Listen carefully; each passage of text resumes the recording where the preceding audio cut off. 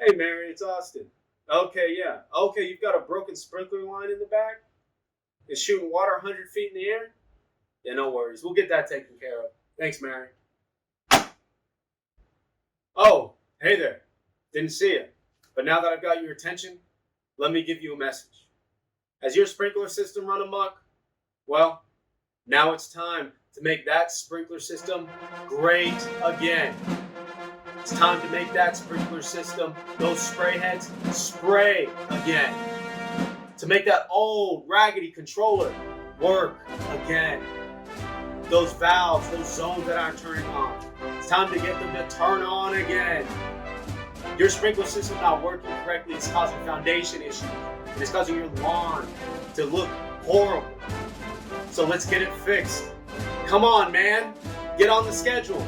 Click the link below or give us a call.